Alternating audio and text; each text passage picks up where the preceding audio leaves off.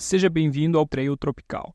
Nesse podcast, conversamos com pessoas que compõem a cena de corrida de montanha no Brasil, com o objetivo de conhecer os bastidores delas, nos inspirar com suas histórias e aprender com suas experiências para que possamos nos tornar corredores de montanha cada vez melhores, curtindo esse processo cada vez mais. No episódio de hoje eu converso com César Piscinin, uma lenda do trail running brasileiro.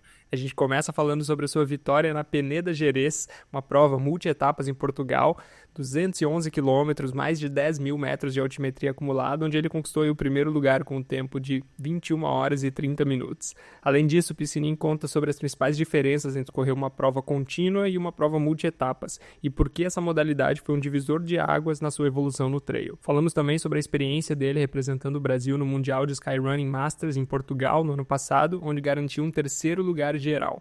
Discutimos sua rotina de treinos, os elementos essenciais que ele não abre mão na preparação e como ele encara os desafios mentais e físicos dentro das provas. César também compartilhou sua experiência no asfalto, onde correu a maratona de Amsterdã em 2 horas e 46 minutos e como que isso encaixa dentro da trajetória dele no trail.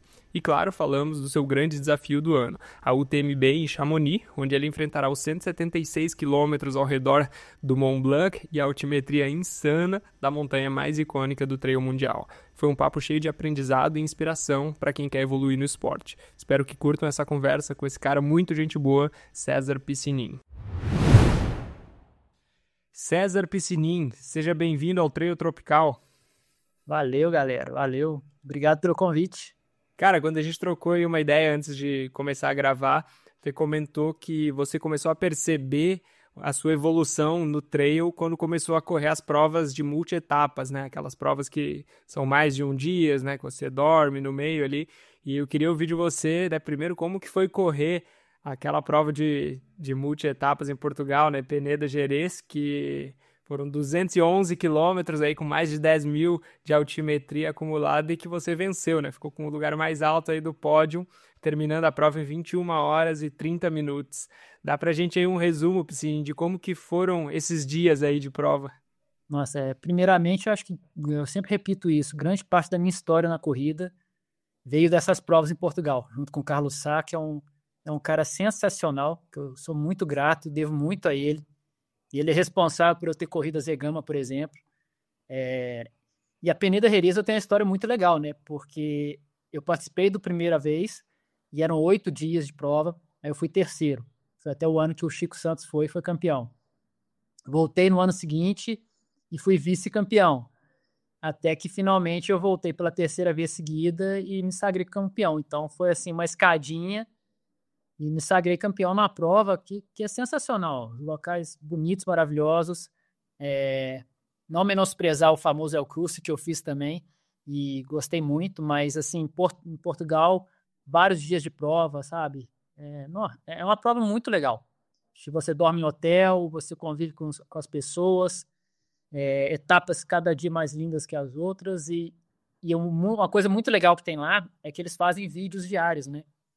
Então você participa da etapa e à noite, na hora do jantar, já tem aquela apresentação no telão com todo mundo reunido, confraternizando daquela super edição do vídeo do dia. É muito gostoso, muito legal. Oh, que legal. E a gente dá uma experiência imensa pro resto da vida na corrida, né? Porque você começa a ter que administrar a questão do dia que você está vencendo, o dia seguinte, qual que é a etapa seguinte. Tem sempre a etapa mestra, por exemplo, que a distância é maior. Então, por exemplo, você vai ganhando uns minutinhos. Aí você começa a pensar, na mestra, que eu vou dar tudo, entendeu? Para ganhar uns minutos ou não. Ou na mestra, eu vou usar ela para só acompanhar o cara que está atrás de mim e manter minha vantagem ou não, ou tirar a vantagem. É uma experiência sensacional. Assim, você vira outro corredor no final de uma prova dessa. E nessa aí, especificamente, aí que tu conseguiu ficar com a primeira posição, como é que foi pra ti? Tu manteve essa liderança desde o início ou foi algo que tu foi ali galgando aos poucos? Foi difícil de manter? Dá um resuminho aí de como que foi esse ano aí. Eu já não lembro muito bem como que foi as etapas, mas a maioria eu venci. Realmente tive uma disputa muito grande com o equatoriano, o Francisco Pinto, muito forte. E sabia da experiência dos outros anos, que era aquela coisa. Eu podia estar muito bem, alguns minutos na frente, mas tudo ir por água abaixo numa etapa, né? Você podia perder tudo que você venceu, falei, tem que ter muita cabeça para fazer uma prova dessa, né? Porque você tem que administrar até a questão de machucar, entendeu? Você pode estar ali vencendo com a vantagem, você pega um dia ruim, você machuca e acaba tudo. Inclusive, num dos anos anteriores, aconteceu o imprevisto do errar caminho feio, sabe? Então, assim, eu perdi muito tempo por causa de uma etapa que eu errei caminho. Então, assim, é uma experiência sensacional. Principalmente para mentalidade, para suportar tudo. Que cada dia você vai para a largada mais moído e dolorido. Por mais que a gente fique em hotel, durma bem, é muito cansativo. E, assim, administrar o dia que você está vencendo, os minutos que você abriu. Aí, de repente, tem uma etapa que você sabe que é mais o perfil do seu adversário, que é mais rolada.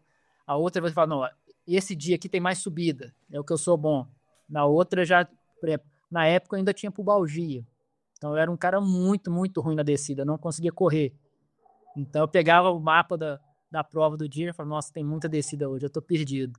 É uma experiência muito legal. Assim, a questão é que não tem a competitividade enorme, sabe? A prova lá, vamos botar assim, 5 elites, vamos colocar, e o resto da galera que vai para curtir, para viver, para passear. Mas o pódio é só os 3 primeiros gerais, entendeu? Então existe uma disputa muito grande, mas fechada ali em 5, 4 pessoas, sabe? Inclusive tem uma história interessante do cara da Costa Rica, Neruda, que teve um ano que ele ganhou várias etapas e ele não ficou nem em terceiro no geral. Caraca. Por conta disso. Toda vez que ele ganhava, a gente estava tudo na cola dele. Entendeu? E a vez que ele ficou para trás, ele ficou bem para trás da gente na somatória do tempo, ele não ficou nem em terceiro, ficou fora do pódio. Bem triste, né? O cara ganhou etapas e ficou fora do pódio geral. E na questão de preparação, assim, para esse tipo de prova, quais são as principais diferenças que tu vê de se preparar para uma prova de multi-etapas para uma prova contínua? Assim, tem muita diferença na questão da preparação? Assim, todas as provas ultras que eu fazia antigamente, a gente tinha o costume com o meu treinador antigo de a gente preparar o que é a prova pelo menos na semana a gente conseguir fazer. A multi-etapas não, né? Porque eu não ia fazer tanto quilometragem, não conseguiria tanto ganho assim, a não ser lá no dia. Então era uma parte do treinamento mesmo. Treinava muito, estava muito preparado, mas eu acredito que não teve nenhuma preparação tão específica para os dias, não. Era questão mesmo de estar com um condicionamento muito bom, trabalhar muito mental, porque, como eu falei, você tem que trabalhar o administrar a prova, se recuperar, se chegar da prova, fazer uma massagem, ir dormir cedo, sabe? Não ir pra farra, pra festa antes da hora, né? Deixa acabar as etapas, conquista tudo, depois você comemora. Então a preparação acho que era muito mais mental, mas com certeza eu tinha um condicionamento absurdo na época. Isso é interessante, eu acho que realmente o que muda mais vai ser a parte da execução ali mesmo, né? Mais do que a preparação. Isso me lembrou isso que tu falou agora essa questão da massagem, né? E das lesões, às vezes, que podem surgir, né? Não lesões necessariamente, né? Mas às vezes aquelas dorzinhas e que acabam incomodando ali no meio. Me lembrou agora um relato que eu estava ouvindo não sei se tu ficou sabendo que teve uma mulher que bateu o recorde da Tara, o nome dela é Tara Dower, né? Que ela bateu o recorde no Appalachian Trail, que é uma trilha gigantesca, né? Que tem lá nos Estados Unidos, que o pessoal faz em travessia, e o recorde, assim, já teve vários dos maiores nomes do trail americano lá que tiveram esse recorde, e agora foi lá essa mulher, Tara Dower, lá e bateu o recorde geral, assim, dessa travessia. E aí foram 60 dias, se eu não me engano, correndo, e aí ela fala justamente isso também, né? Como às vezes surge alguma coisa, sei lá, comecei a sentir um negócio que parece sei lá, uma tendinite patelar. Ela tem que ir, enquanto está correndo, ela vai meio que tratando aquilo. Então, tipo, enquanto está ali correndo, não dá para ela ficar 1 dia, 2 dias sem parar parando de correr. Ela não pode fazer isso. Então, ela tem que tentar ficar fazendo umas compensações ali para enquanto está correndo, tá recuperando, assim, né? Então, é um negócio diferente, assim, né? Uma abordagem diferente que a gente na corrida contínua não experimenta, né? Eu acho que tem o seguinte, uma prova sem ser muito longa, vai contar muito mais o preparo, né? Uma ultra conta muito mental. Acho que quanto maior a distância, mais mental. E prova multi-etapas costuma começar a pesar muito a estratégia. Entendeu? Acho que até mais que o mental. Tem que ter um mental muito forte, mas vários dias de prova começa a contar muito a estratégia. Então, assim, é bem interessante isso, né? Um é o preparo total, o outro muito mental, e o outro lógico, tem que ter um mental bom em todos, mas começa a pesar bem a estratégia de prova.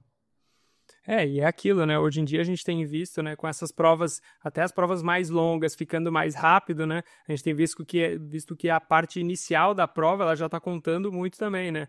Até um tempo atrás a gente via, uma prova de 80, 100 quilômetros, ela vai começar a disputa ali depois da metade, né? Só que hoje em dia a gente já vê que é o contrário, a gente viu no TMB, Paraty ali ano passado também, a prova dos 55, dos 100, a galera já se distanciou muito logo desde o início, assim, então o pessoal já começando muito forte, assim, e depois tentando manter. Então essa questão da estratégia mesmo que tu vai adotar ali tem ficado cada vez mais importante até, né, nessas provas mais longas aí. Não, com certeza. E sem dúvida, o cara que tem um mental bom, né, ele vai fazer muita diferença para ele também, né? Até para saber o que fazer no meio do aperto, né? Porque acho que toda prova, eu falo isso, tipo, já fiz provas de 50 quilômetros que eu consegui fazer forte do início ao fim. Agora, de 80 para cima, mais de 8 horas, 10 horas de prova, acho que eu nunca consegui fazer uma que eu não tive um momento de baixa. Aquele momento que você fala assim, não, acabou, o que eu tô fazendo aqui? Eu vou abandonar. E eu sei que a gente vai acostumando com isso, que a maioria das vezes a gente renasce.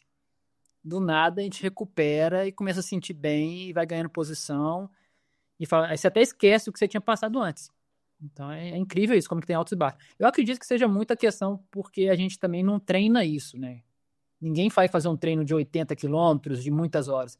Então, por mais que a gente esteja preparado, na hora ali da prova mesmo, que é uma coisa fora do comum, o corpo vai reclamar, né? Ele vai virar assim, tem 8 horas que você não foi no banheiro, tem 8 horas que você não se alimentou do jeito que eu tô acostumado, você tá tomando suplementos.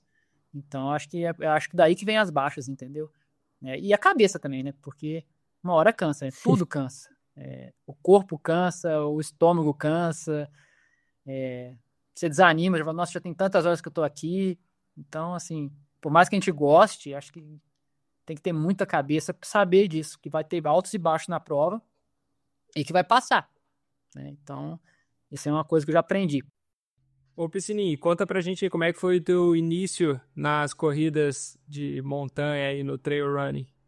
Assim, eu tive um tempo que eu morei em Ubá, né? Eu sou de Barbacena, mas eu sempre tinha uma ligação aqui, o pessoal de Barbacena, de quando o X-Terra era muito forte em Tiradentes. Então, ali, de vez em quando eu ia, eu fiz as primeiras provinhas de 7,5 km, depois 21. E teve algum momento que eu falei, cara, eu tenho mais tendência para ser o bruto de montanha, de subida, essas coisas, do que ficar correndo no asfalto. E aí, quando eu voltei a morar em Barbacena de vez mesmo, aí foi a hora que eu dediquei de vez e vi que ia ter muito mais resultado no trail do que no asfalto, né? Sempre gostei dos dois, faço os dois, não tenho preconceito nenhum, o negócio é correr, mas com certeza a minha história foi escrita no trail, né? Grandes provas, viagens, resultados, é tudo no trail mesmo.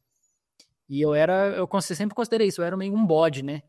Porque tinha uma fazenda aqui em Barbacena que agora loteou, então tá tudo asfaltado, já não é mais nossa, que eu ia para lá e ficava igual um ratinho, né? Mas eu subi e desci e fiquei um bruto. Eu acho que na época era difícil ter alguém no Brasil que isso fazia tanto ganho semanal que nem eu fazia.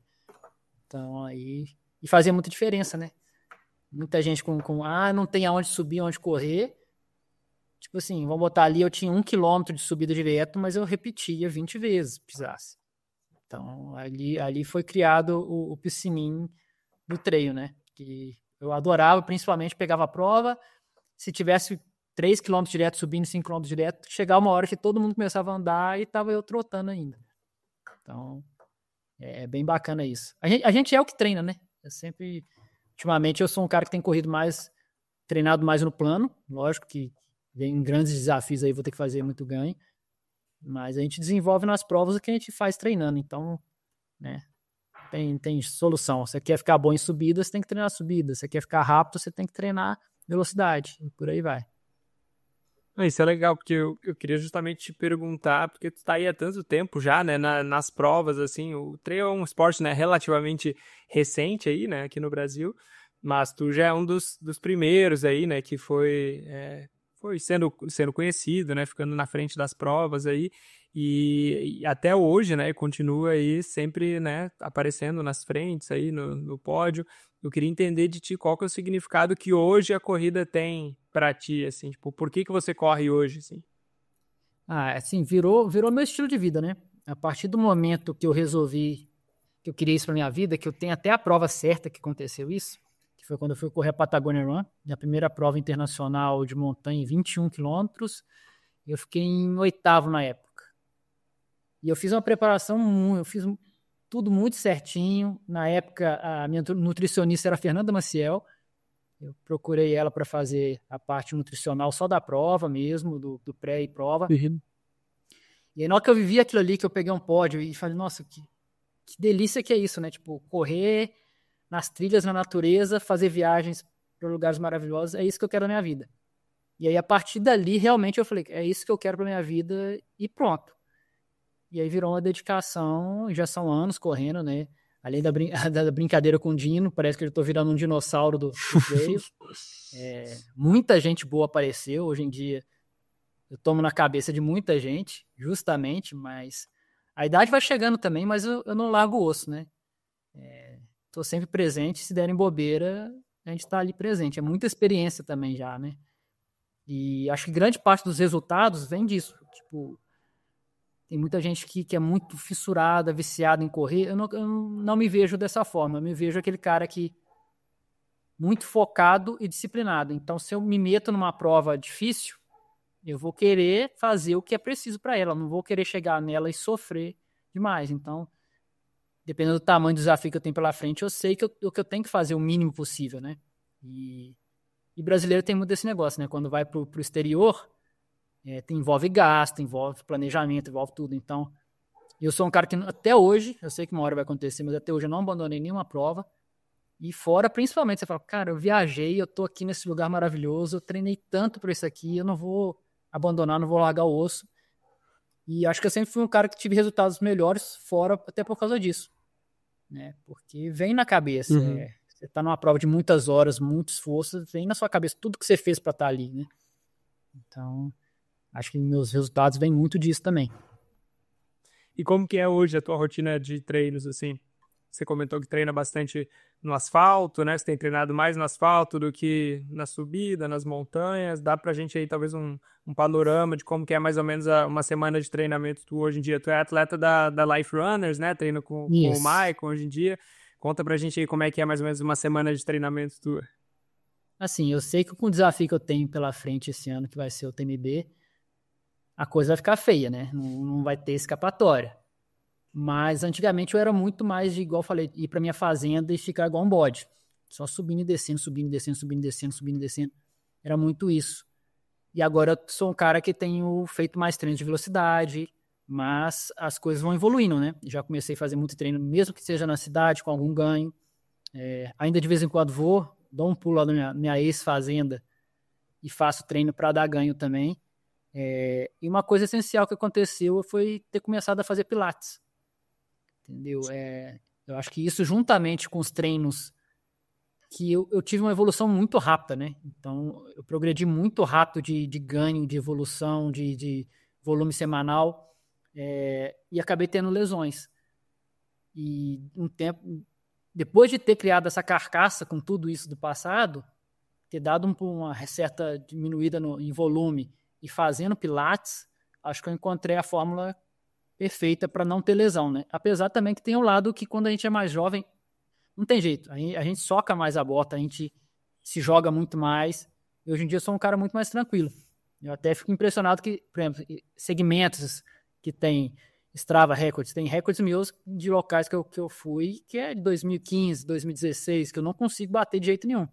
Compensação, eu sei que em rendimento em prova, com a experiência, com essa regularidade, hoje em dia eu consigo resultados tão bons ou até melhores que no meu auge, vou colocar assim, de brutalidade, quando era mais novo, raçudo. Então, uma coisa compensando a outra. Acho que ainda tenho lenha para queimar, mas começa a contar muita experiência. E é isso, né? O treinamento semanal vai depender do objetivo, tem toda uma progressão. Sei que eu vou chegar em volumes absurdos, né, para estar preparado para o TMB, com ganho, com tudo. Mas, principalmente com essa questão, atualmente eu estou em teletrabalho, né, desde 2021, então eu consigo conciliar o que tem que ser feito no dia com algum momento do trabalho, né? Então, já teve momentos de loucura, de acordar 2, 3 da manhã para viajar para uma trilha, para conseguir no meio da manhã já estar de volta e trabalhar, mas tem essa flexibilidade, né? Depende do querer, né? Agora, esse lado é bom, porque se estivesse no presencial, você está preso no horário fixo ali, não tem outra solução. Mas estando no teletrabalho, eu vou trabalhar durante algum horário, nem que eu fique até madrugada depois, mas eu tenho essa liberdade. Precisa fazer? Vamos fazer. Precisa ir para a trilha para fazer 30K com 2.000 de ganho. Vamos planejar como que eu vou fazer isso, mas vamos fazer, porque é o que precisa. Então, aí é confiar muito no treinador e tentar suportar, né? Tem que estar com foco em dia. Eu sou um cara que isso influencia muito, quando eu estou muito focado, tudo vai encaixando, mas eu tenho que estar, assim, um homem normal, né? É um cara mais distraído. Eu sou muito distraído. Então, eu tenho que estar com aquilo muito na cabeça. Tipo, é foco. Amanhã eu tenho o treino X. Então, já fico trabalhando aquilo na cabeça. O principal meu de amanhã é fazer o treino X, ir para tal lugar, fazer aquilo, depois eu penso em outras coisas. Tem que estar sempre muito focado. E as coisas vão acontecendo, graças a Deus. Como eu falei, sem lesão, por mais que a gente sofra, a gente vai tentando, vai melhorando e acaba chegando onde que o treinador quer. E só para confirmar, você comentou da UTMB, que é a sua prova-alvo para esse ano. Seria UTMB Paraty aqui ou é de Chamonix? Não, Chamonix. Eu fui Chamonix mesmo? sorteado pro 175, né? Força. Então é um sonho. Até que eu falo isso porque muita gente pergunta o que falta, o que eu quero conquistar ainda e tudo. E eu penso que é o seguinte, eu já colhi da corrida muito mais que eu poderia sonhar. E não é humildade, não é questão de realmente falar, eu não acredito aonde que eu cheguei, o que eu conquistei. E acho que eu não tenho objetivo específico, sabe? Tipo, eu quero ganhar tal prova e tal, mas o TMD, né? Acho que para todo mundo que corre a prova principal, acho que é uma coisa que eu preciso para fechar meu currículo de vez, assim, falar assim, não, vivi tudo, espero fazer uma prova bem feita, para também não ficar aquele gostinho do tipo, eu tenho que voltar porque eu fiquei engasgado, porque hoje em dia até para ser sorteado é complicado. Então aconteceu. Já poderia ter ido ano passado, tentado o sorteio, né? Aí aconteceu a convocação para o Mundial Sky Master, e aí do nada, tipo, eu não ia, porque eu estava muito focado que ia ser o ano do TMB. E aí, na hora de dormir, eu falei, gente, peraí, o TMB, os Rolling Stones podem ficar para outro ano. Vou viver esse Mundial. Tava engasgado com questão de Mundial, de querer entregar uma performance no Mundial. Falei, cara, eu vou. Aí tudo encaixou tão perfeito, sabe? Tipo, a prova ser em Portugal, ser um lugar que a gente já conversou, que eu tive histórias por Portugal. Não corri naquele local exato, mas o perfil de prova parecido com as multi-etapas que eu já fiz, sem pegar muita altitude, que eu sou um cara que sinto com altitude. Encaixou tudo e foi perfeito. E aí aconteceu esse ano, eu falei, não, agora é a hora de tentar o sorteio. Tava tenso. Muita gente fala que eu tava com 11 Rolling Stones, né? Que era certeza que ia ser sorteado, mas eu acho que não é bem assim. Uhum. Eu sei de pessoas que tinham 6 ou até mais e não foram, então não é uma coisa tão certa. Porque o que eu penso? Depois começou a ter o TMB Paraty, só no Brasil, a quantidade de brasileiro que tem entrado no sorteio, agora imagine as provas pelo mundo, o tanto de Rolling Stones. Então, assim, por mais que você tenha 11 chances no bolo ali, esse bolo é muito grande. Então, acho que cada dia tá mais difícil. Eu acho que quem é sorteado não pode abrir mão, não, e tem que viver isso. E eu fui sorteado da principal, então vamos viver isso. Já vivi o CCC em 2018, né? Já tem um bom tempo. Agora voltar para viver o TMB. Espero entregar uma boa prova para falar, não que eu vou parar, mas tipo assim, fechei meu currículo, vivi tudo que eu tinha para viver. E agora vamos curtir, não vou deixar de ir nas provas, de tentar performar, igual eu falei, virou meu estilo de vida, né? Então eu não vou abrir mão disso. Eu sempre vou estar me dedicando, treinando. Mas realmente, já tinha um tempo para trás que eu acho que eu estava perdendo muito essa gana das corridas, de tanta coisa que eu acabei conquistando e vivendo. Eu ia para provas importantes e tudo, e ficava assim, gente, mas que diferença que vai fazer para mim ganhar essa prova, não ganhar essa prova? Não menosprezando, mas, sabe, vai perdendo aquela vontade maluca de quero ganhar essa, quero ganhar aquela, porque já colhi tanta coisa, sabe? E aí meio que o TMB eu acho que é o que falta pra minha vida mesmo na corrida. E qual que é a tua expectativa chegando lá, assim? Você tem alguma coisa que, quero tentar dar essa volta completa aí no loop ao redor de Mont Blanc em tanto tempo? Ou sua expectativa é mais, conseguir completar ela? Compartilha aí com a gente como que está chegando para isso. Ó, vou ser muito sincero, esse ano não, ano passado, né? O tempo tá voando. Eu corri em Portugal, olha como que eu falei que as coisas encaixaram, né? Eu fiz o Mundial Skyrunning Master e depois eu fui correr umas 100 milhas com o Carlos Sá, que tem toda essa história minha das provas multietapas. Eu fui fazer as 100 milhas na região que eu fiz as multietapas, né? Que foi a Transpeneda. E eu peguei um clima absurdo, adverso, muita chuva, frio absurdo, e não larguei o osso na prova. Fiz a prova muito bem até metade. Eu até tenho isso na cabeça, tipo, eu fechei os 80K inicial em 11 horas e o restante eu desandei a andar, não conseguia mais. Chegou uma hora que o corpo não suportou, de tanto que eu tremia de frio, o corpo chegou uma hora e falou, não dá mais. Então eu vivi essa experiência das 100 milhas.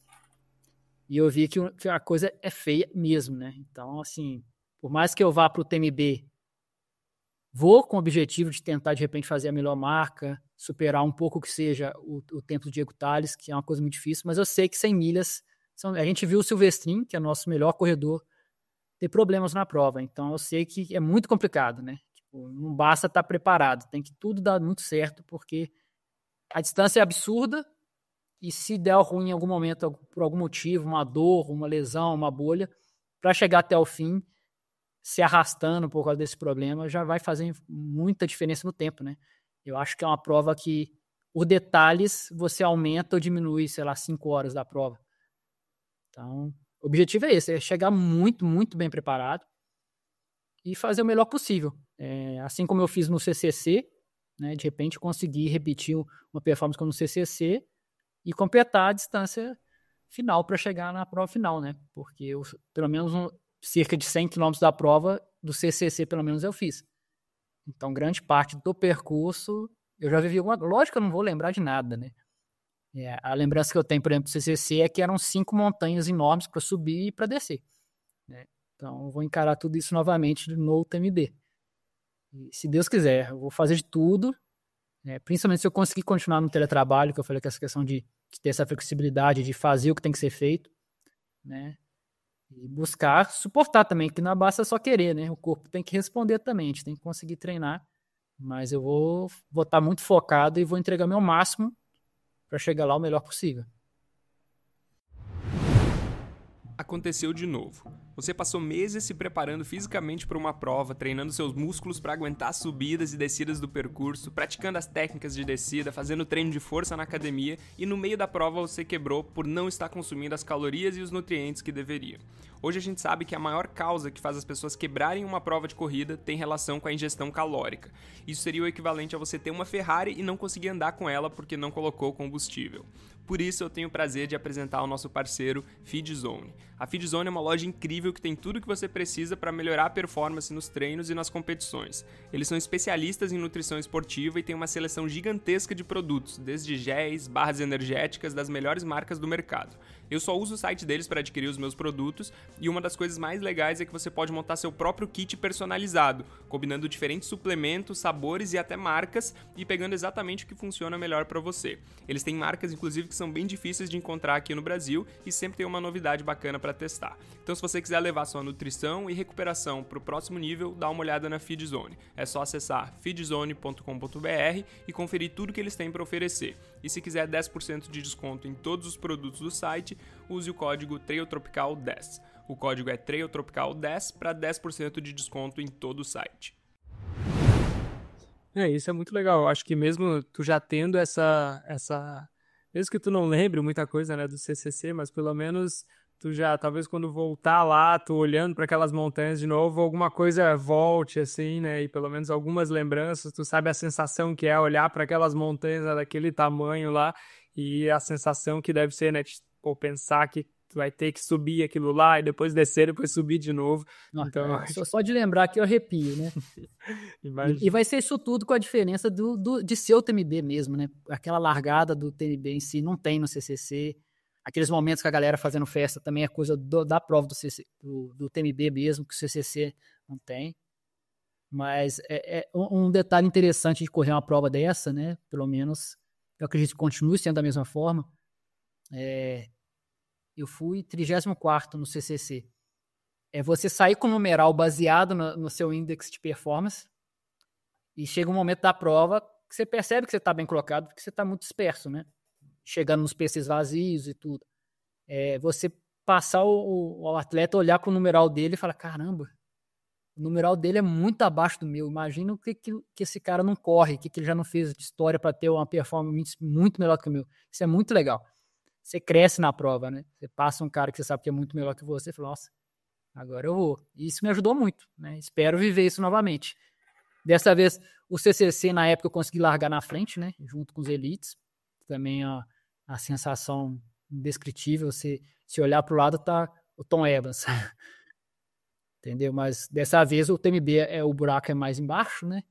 Então eu vou largar mais para trás, né? Não vou largar na frente, com certeza. Meu índice não merece isso, mas com certeza durante a prova vai ter momentos que eu vou passar ou vou cruzar com pessoas grandes, né? Certeza.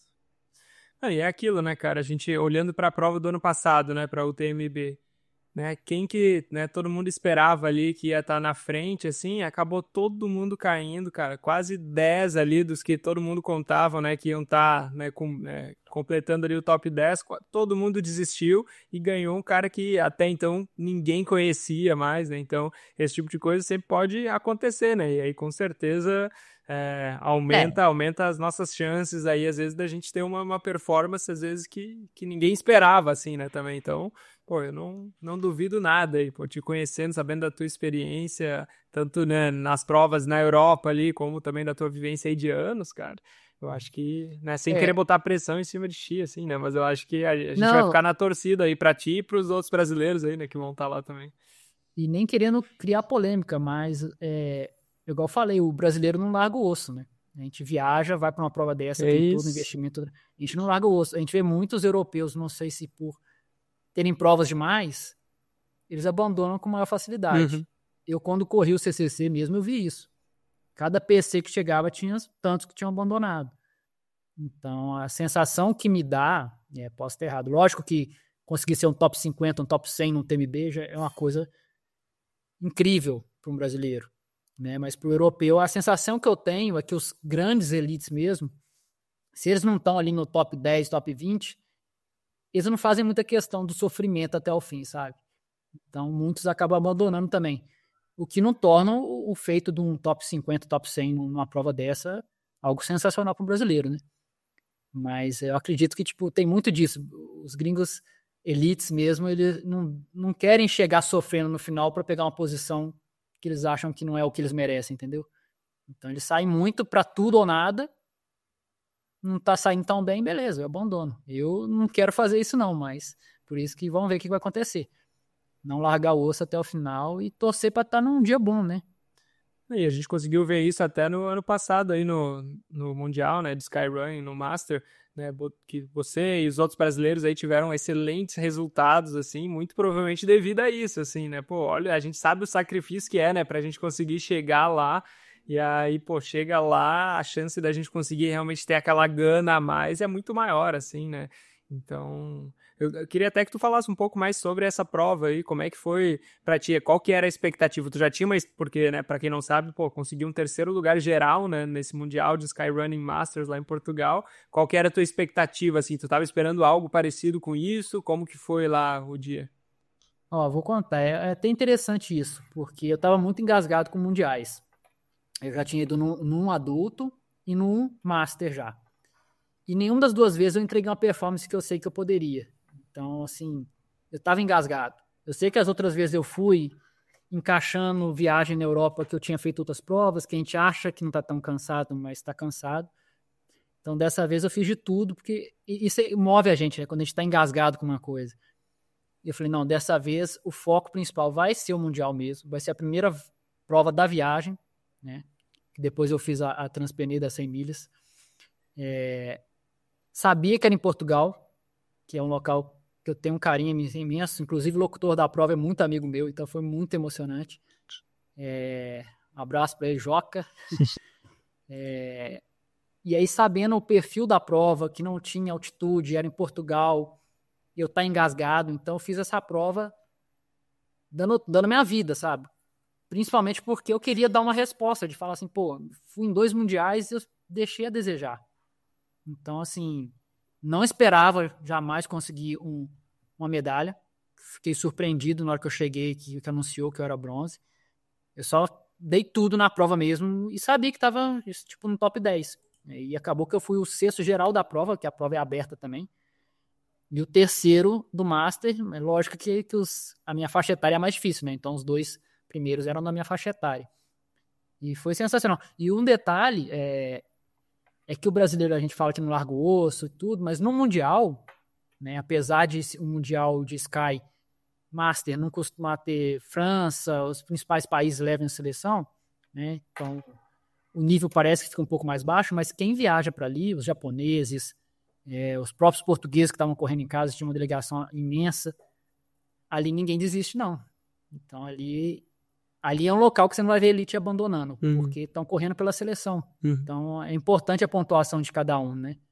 Então, diferentemente de uma prova grande como o TMB ou alguma outra, que tem muito disso do elite, parece, não sei se o ego, ou porque não interessa para ele realmente sofrer até o final e não pegar uma posição top, no Mundial, quem estava ali deu tudo, né? Tanto é que uma prova de que eu corri bem nesse Mundial, que foi a minha melhor pontuação ITRAS da vida, né?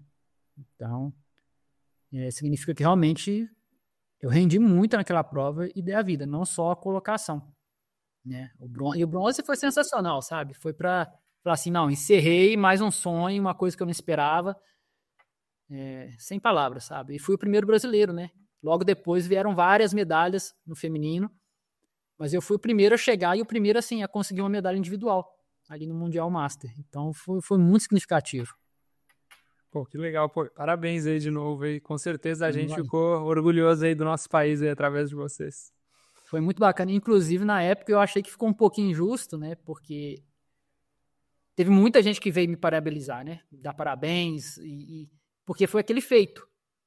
Logo depois vieram as mulheres e conquistaram pra caramba também, chegaram a conquistar até ouro. Mas parece que o boom de ter sido o primeiro ali foi uma notícia que ninguém esperava, né?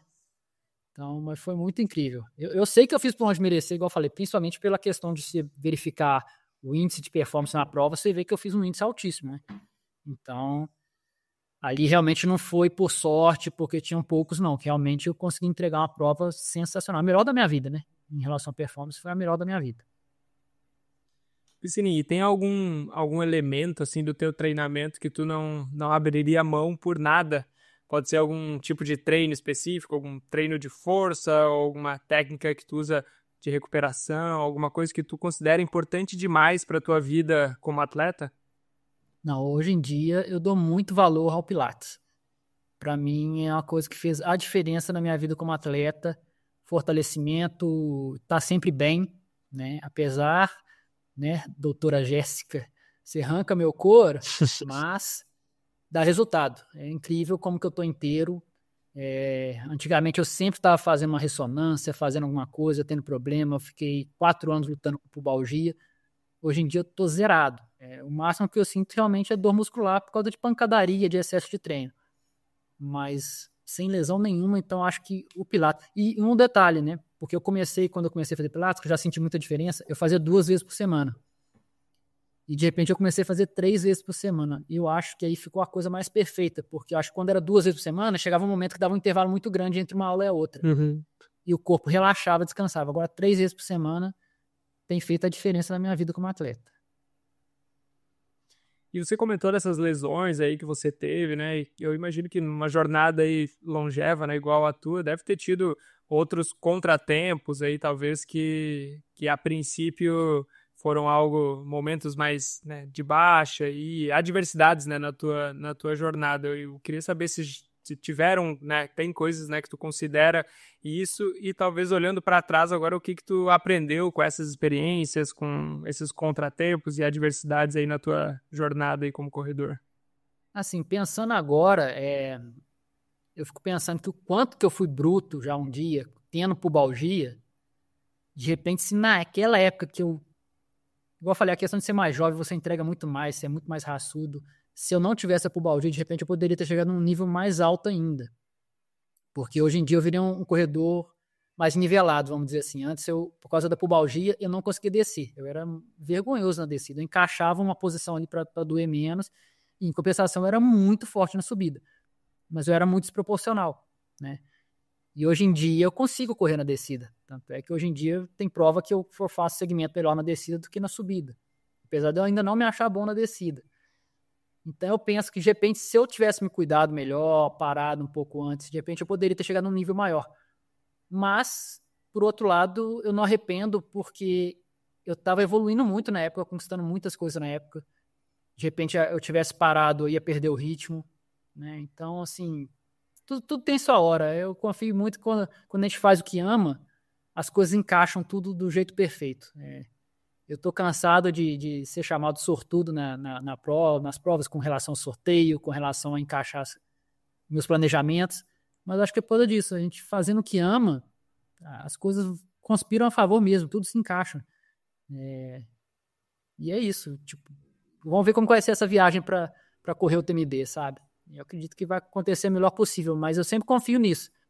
Eu já reparei isso, a gente fazendo o que ama, as coisas conspiram a favor, tudo encaixa e no final você fica assim, não acredito, foi a melhor coisa do mundo ter acontecido isso. O exemplo maior meu foi ter optado na última hora, que eu ia abrir mão mesmo, de ir para o Mundial e viver a melhor performance da minha vida e ter uma medalha de bronze em casa no Mundial, representando a seleção. Então, assim, confia, faz o que ama e deixa acontecer que as coisas acontecem mesmo. Cara, e muitos corredores de trail, eles não são muito fãs do asfalto, né? Eu acho que isso é um consenso, assim, né? Mas tu tem um ótimo tempo aí na maratona de asfalto, né? De Amsterdã, que tu completou em 2 horas e 46 minutos. E, cara, como é que foi isso pra ti? Tu fez uma preparação específica para essa prova? E talvez como que é a tua relação hoje com essas provas de asfalto aí também? Então, eu até hoje não entendo muito bem o que foi que aconteceu nessa maratona de Amsterdã. 2 semanas antes, né, eu tinha corrido a prova multi-etapas lá em Portugal. E era uma etapa que era da Foz-Coa, não era a Transpeneda. Então era uma prova mais em estradão, menos técnica. Esse eu acho que foi um dos fatores. Eu fiz tipo, como se fosse um base camp, uma preparação absurda de pancadaria, vários dias de prova. E depois eu viajei, fiquei uma semana descansando, né, em Amsterdã, recuperando. Eu lembro que eu aluguei uma bicicleta também e não quis ficar andando na cidade com aquela bicicleta no meio do trânsito. Saí de Amsterdã, fui até o Trek e voltei. O cara que me alugou a bike até me emprestou a bike dele mesmo, porque quando eu falei onde que eu queria ir voltar, ele ficou assustado, né? Que era 55 quilômetros de lá. E aí eu acho que tudo isso colaborou, sabe? A preparação que eu fiz tendo feito uma prova antes, o descanso, essa pedalada, tipo, a prova acho que era sábado ou domingo, foi na quinta-feira, eu fiz uma pedalada absurda. Na época, eu conheci os produtos da Maltem também, que eu não sei se isso também ajudou na prova, que eu comprei aquele kit pronto para maratona, né? Então você tinha que tomar de tantos em tantos quilômetros, você tomava um gel. Eu saí igual uma cartucheira de gel na cintura. E frio, né? Amsterdã. Travou? Não, né? Não. Amsterdã frio, e lá é um pouquinho abaixo do nível do mar ainda. Então eu vivi naquela prova uma coisa que eu até brinco, né? Eu sou careta nesse ponto de não usar drogas, né? Mas eu falei, gente, eu devo ter alguma coisa que Amsterdã ali, aqueles brownies deles, alguma coisa assim, porque eu comecei a correr. E mais um detalhe, antes da prova. Eu esqueci que a maratona é mais longa e que a gente está acostumado quando faz maratona no Brasil, geralmente larga às 6 da manhã. Né? Lá não, eu acho que largava às 9 da manhã e eu simplesmente estava assim, vai acabar rápido, mas não, pô, tô fazendo uma maratona e meu voo acho que era 2 da tarde. Então eu falei, gente, eu tenho que acabar a prova logo, correr pro hotel e chegar, não perder meu voo. Então acho que também até isso influenciou. Mas eu sei que deu a largada, acho que eu virei o primeiro quilômetro para 4,40, porque tinha muita gente. Depois que eu desviei dessa galera, eu não sei o que baixou em mim, que eu comecei a virar para 3,30 direto. E para mim, isso eu faço tiro de 1 quilômetro e não sai isso. Então eu falei, cara, o que tá acontecendo? 3h30, 3h30, E aí tu 3h34, tava 3h30. sentindo que tava fácil isso, que era como se tu Fácil, tivesse um sensação. 4h20, assim. Não, sensação gostosa de estar correndo. Parei lá, tinha uns mictórios abertos, que para homem vai, faz um mictório aberto e continua correndo. Eu parei e ainda continuei fazendo a sub 4, mesmo tendo parado de fazer xixi. Eu falei, nossa, eu tô voando. Eu comecei a viajar. Eu falei, gente, a minha ideia, pós-prova, achei que eu ia fazer uma prova, ia ser difícil fazer sub 3 horas que eu já tinha feito. E aí eu comecei a calcular na cabeça, gente, eu falei, esse ritmo aqui, eu vou fazer um tempo absurdo, Chegou por volta do quilômetro 30, 35, eu realmente senti, a musculatura travou. Simplesmente porque o corpo falou, você nunca correu desse jeito, nessa velocidade, velho. Mas eu tava tão feliz que eu falei, eu posso fazer pace de 5, 5,5 agora até o fim, que vai sair meu recorde. Então, assim, mesmo piorando no final da prova, né, pra 4, sei lá, não sei quanto que eu me aumentou bastante, né, não consegui manter sub 4 no final, mas saiu esse 4 e 2h46 que eu não acreditei. E como eu cheguei bem colocado, ainda deu tempo de passar na barraquinha lá, de gravar o tempo na medalha e correr pro hotel ainda. Foi uma prova fora do comum. Eu não consigo entender até hoje. Acho que foi esse, juntou tudo, sabe? Mas eu nunca tinha vivido isso de você começar a correr e falar, gente, tá fora do meu padrão, o que tá acontecendo? Sabe? Tô voando realmente. Foi incrível. Não sei se eu consigo repetir isso. Eu falava que, tipo, se eu fizesse 2h55, eu tinha 2h56, acho que uma vez que eu fiz uma do Rio. Eu falei, pra fazer abaixo disso, eu tenho que estar muito bem. E do nada, eu baixei 10 minutos. Foi uma prova de asfalto incrível. Pô, sinistro mesmo. Não dá nem pra imaginar. E, o detalhe, eu nunca fiz uma preparação específica pra prova nenhuma de asfalto. É isso que eu ia falar, cara. Se tu tivesse feito uma preparação, ainda assim ia ser um baita tempo, né? Mas, pô, sem fazer a preparação, vindo de uma prova multi-etapas, assim, é mais incrível ainda.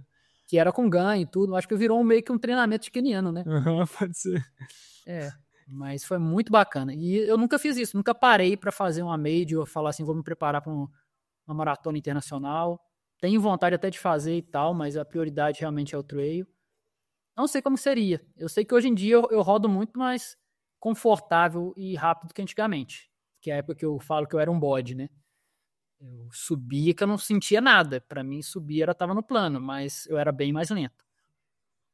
Cara, e tu pode compartilhar com a gente algum erro que tu já cometeu na tua jornada aí de corredor? E talvez o que tu aprendeu também com esse erro? Pode ser algum erro de execução, estratégia de prova, de alguma maneira de treinar, que hoje, olhando para trás, tu não concorda muito e vê que não faria de novo, assim? Tem alguma coisa aí que vem em mente? Eu acho que é o abusar, né? É o que eu falo, que eu fiquei mais experiente hoje em dia. Hoje em dia eu não tenho aquele ego de querer entregar um pace, um treino com pace baixo, né? Então talvez fosse isso, tipo... Apesar que eu falo que isso também que gerou a carcaça que eu sou hoje, sabe? Então, eu acho que eu não errei tanto, não. Eu evolui muito rápido, mas ao mesmo tempo que eu progredi muito rápido nas distâncias, sem queimar etapas, mas progredi rápido, não pulei distâncias, mas foi rápido, mas eu me preparei sempre para isso, sabe?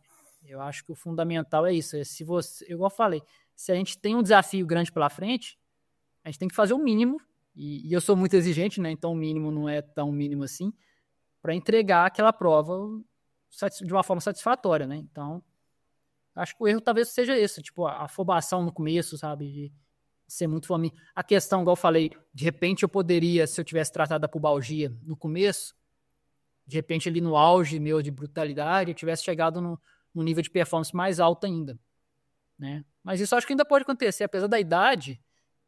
Eu sempre falava muito, apesar que agora eu tô começando a mudar essa opinião, que apesar da idade, se no ano você, ou na preparação, você faz melhor do que nos anos anteriores, seu resultado vai ser melhor, sabe? Mas realmente eu tenho começado a aceitar que com a idade a recuperação é mais lenta, então assim, começa a ficar mais difícil você conseguir fazer melhor do que você já fez antes, né? Mas vamos ver, essa preparação para o TMB promete. Vamos ver se o corpo vai suportar. Provavelmente eu vou fazer uma preparação como nunca na minha vida, né? Até chegar lá, vamos ver. Piscininha, agora eu tenho uma pergunta aí mais séria aí pra ti. Explica para os nossos ouvintes quem que é o Dino Corredor e de onde que veio aí essa ideia. Pois é, o Dino eu via no AliExpress ou nos videozinhos propaganda daqueles infláveis e tal.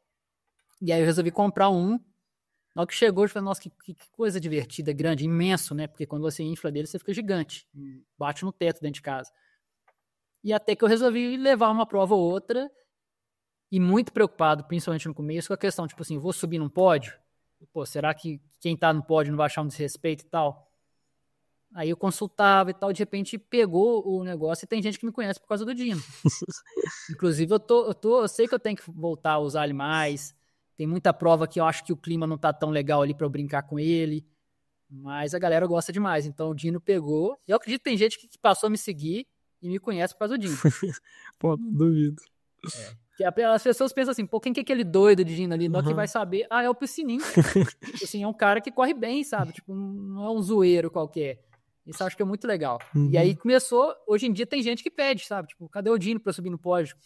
Ah, porque minha filha gosta e quer ver o Dino no pódio comigo. Aí nossa, é muito legal. Mas eu sou muito tímido, né? Apesar de quando eu entro dentro do Dino, a gente se esconde. Quando eu brinco de fantasiar de Homem-Aranha também, a gente se esconde e fica divertido. Mas eu sou muito tímido. Então, até o momento de eu vestir ali e poder brincar e tal, fica assim, meu Deus, eu visto, não visto, tô incomodando. Fora o calor, né? Que dependendo da situação ali, fantasiar com ele é difícil.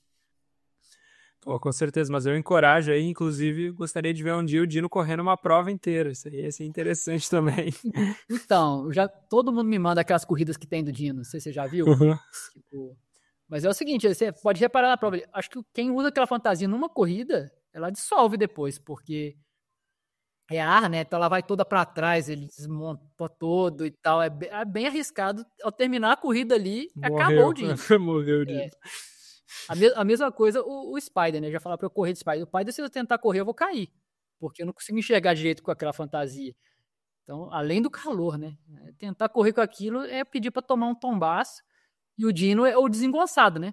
O Dino, só da gente vestir ele e começar a andar, parece que a gente já tá brincando. Né? Então, mas um dia ainda eu brinco. Eu já fiz, né? Já fiz corrida kids. Boa. Eu larguei fantasiado com o Dino. Lógico que eu não fiz a corrida toda, porque a criançada também não sabe brincar, né? Gosta do Dino, mas na hora que dá a largada quer ganhar. Mas corri um pouco, parei, fiquei no percurso, ajudei. Aí sim dá pra correr. Agora tentar fazer, por exemplo, uns 5 km mesmo de Dino, acho difícil. Pô, mas isso ia ser legal, hein, cara? Porque tem vários, pode botar até no Guinness aí, eu sei que tem o tempo mais rápido vestido de Elvis Presley, eu sei que é um recorde aí que várias pessoas tentam bater também. Tem algumas outras fantasias aí que são bem famosas também, que aí o pessoal corre uma maratona fantasiado daquilo só pra tentar bater o recorde e ir pro Guinness. Eu vou ter que fazer o seguinte, comprar um Dino reserva e fazer o recorde, bater o recorde, porque saber depois disso ele vai desmontar. Isso aí. Nossa senhora, mas eu poderia tentar. O Dino, pelo menos, ele tem uma área maior para eu conseguir enxergar, né? Aí já facilita. Mas ele é muito desengonçado. É difícil correr com aquele Imagino, negócio. ia ser engraçado demais. Vai começar a levantar a canela, e vai começar a ficar a mão sair. Agora você não tá tão fantasiado mais, já tá dissolvendo. Ô, Piscininho, pra gente chegando aqui nas nossas perguntas finais, quem que é uma pessoa que você admira no nosso esporte hoje? Se tivesse que escolher uma pessoa só, aí por que você admira essa pessoa? Aí é até sacanagem eu fazer isso, porque eu tenho no trail um grande amigo, que eu considero meu melhor amigo entre os elites do trail mesmo, que é um amigão que eu ganhei na corrida, que é o Hernani, né? O Hernani mora aqui perto, é um parceiraço, é um amigo mesmo fora da corrida.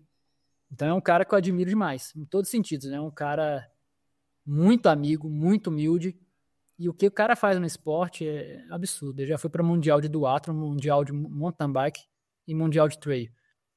Então aí você já vê o nível que o cara é, né? Então, e é um cara sensacional. Corri esse final de semana com ele, no asfalto, né? 21 quilômetros lá em Belo Horizonte.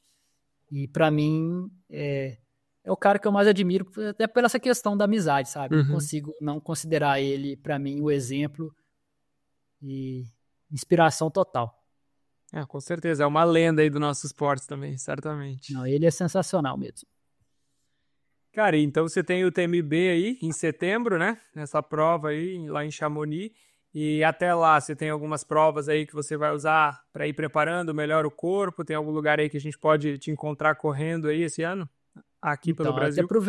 Até aproveitar, porque tem muito organizador de prova que vem me convidar, chama para a prova, e esse ano o meu foco total é o TMB.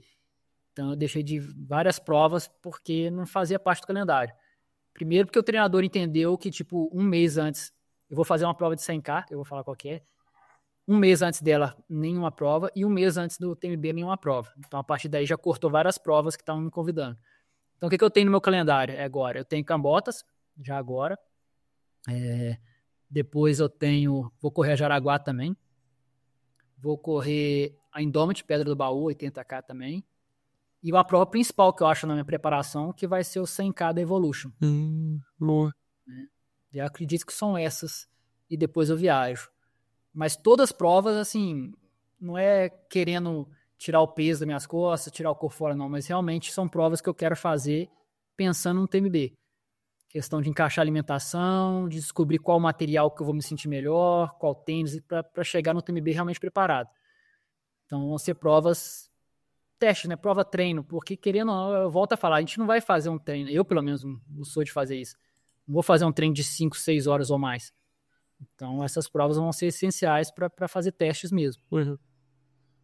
Pô, legal, cara, tô animado já pra te ver aí nas provas aí esse ano e, né, acompanhar aí a distância, pelo menos, também lá em Chamonix. Acho que vai ser muito, muito bacana aí Então, poder... se Deus quiser, vai ser muito especial. Pô, com certeza.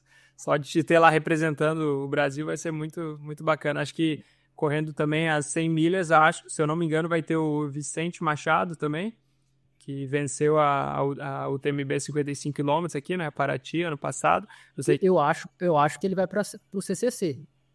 Pode ser que vai para o CCC. O Vicente eu acho que vai para o CCC. Pode ser. Então não sei Mas se tem vamos mais ter alguém. o Celinho, o monstro Celinho, um grande amigo também. O Celinho vai. Ele vai estar no TMB mesmo. Boa. Tem mais alguém E que você sabe? outro que eu sei que foi sorteado, mas eu não sei se optou fazer inscrição ou não achou que era a hora, é o Fantasma. Se eu não estou enganado, acho que ele tinha divulgado que tinha sido sorteado, mas que ele tinha que decidir se ele pagava a inscrição ou não pagava a inscrição. Sim. Mas acho que ele foi sorteado. Não sei se o Silvestrin volta de novo, né? Para completar, para fazer a prova que realmente é capaz de fazer. Mas é isso, com certeza vai ter muito brasileiro. Vai ser muito especial. Hoje em dia cresceu muito, né, com a questão do Paraty ter a Rolling Stones, então deu possibilidade para muitos brasileiros muito bons aparecerem lá mesmo. E vai ser muito legal, vai ser especial demais estar lá. Com certeza. Eu com certeza vou me emocionar demais na hora da largada. Não tem como. Mas depois de dar a largada tem muitas horas de prova, então tudo vai ter sua hora. O recorde do Diego Tales, o tempo do Diego Tales foi 30 horas, se eu não me engano. Não, foi 26 alguma 26, coisa. É verdade. É. Então tá pensando em fazer, tá se planejando pelo menos para fazer um pouco abaixo desse tempo aí, né? Então, basear nesse tempo, né, mas tem que ver o que vai acontecer durante a preparação também, né? Por enquanto não dá para ter a menor ideia do que eu sou capaz ou não sou. Sim. Não pensar muito alto não, mas se Deus quiser, igual eu falei, eu quero chegar lá o mais forte possível. Sei que não é parâmetro, mas pensar que eu já fiz o CCC em 3 horas e 2, então de repente se CCC? o CCC que é o 101, né? Você fez em 13 horas. 13 horas e 2. Entendi 3 horas. Não, 13. E aí se você pensar nisso, né, tipo, pô, dá pra sair um tempo bom, né? Com certeza, pô. Mas é lógico, eu volto a falar, é outra distância, é outra história, mas a performance que eu já consegui entregar lá em 2018, se aquele dia, por exemplo, fosse um TMB, eu teria feito um tempo sensacional, mesmo tendo mais distância. Teria feito 22, 23 ali, eu acho. Não, 24. Não tenho ideia, mas alguma coisa boa poderia sair. Se a gente só fizer aí a progressão. Sim. Né? Mas não é bem assim, né? Sim. Eu falo pela própria Transpenida que eu fiz, que eu virei super bem metade e depois eu andei até o fim. E uma coisa curiosa que tem dessas ultras é que, tipo, igual Paraty também eu andei, né? Meu corpo não quis correr a partir dos quilômetros 30 e pouco. Acho que eu ainda estava muito abalado com... Meu pai tinha morrido há pouco tempo e tudo. A gente acha que não, mas a cabeça influencia muito. E teve muito corredor bom, muito bom, que só no final da prova que foi me alcançar. Mesmo não andando tanto. Então, assim, ultra é complicado mesmo. É tipo... É tentar ter regularidade, sabe?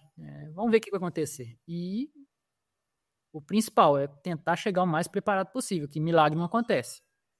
Tipo, não adianta o cara não se preparar e achar que na hora vai dar certo, porque um dos quesitos é o cara ter feito uma preparação para conseguir sair algo sensacional. Se o cara não fez isso... O cara pode estar muito preparado. O exemplo, a Letícia.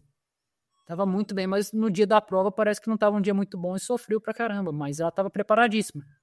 Então, um dos critérios essenciais é você estar preparado para não contar com a sorte. Né? E o resto tem que estar no bom dia, da sorte.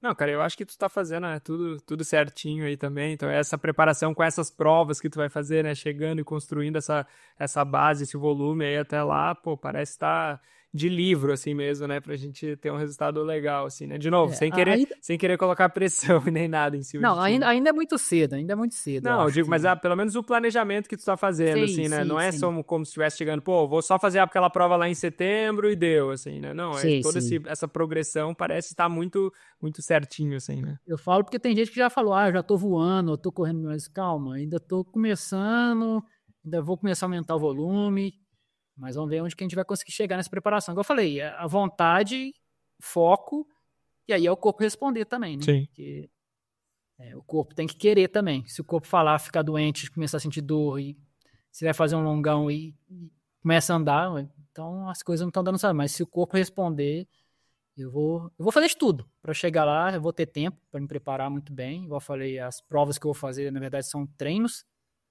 que tem até o lado bom, né? Se eu for mal, alguma coisa der errado, é a hora de dar errado, para acertar para lá não ter erro, né?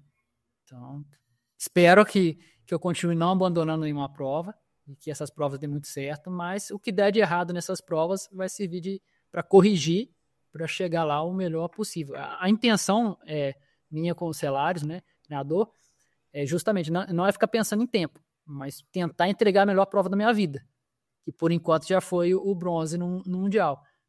Então, tentar entregar a melhor performance da minha vida e vamos ver o que acontece.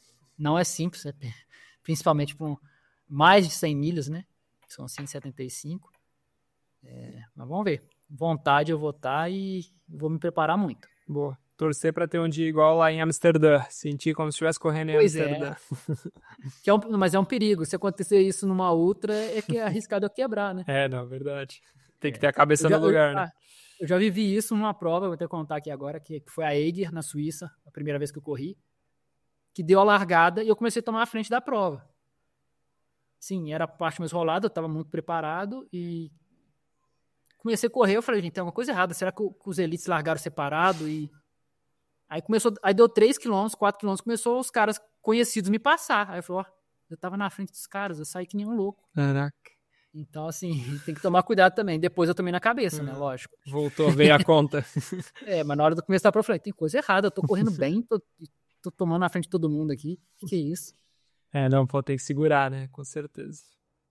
Pô, Piscininho, cara, brigadão aí por ter topado aí, participar do podcast, compartilhar um pouco mais da tua história aí. Pra mim foi um prazer aí poder ouvir e aprender contigo nesses minutos aí, nessa horinha.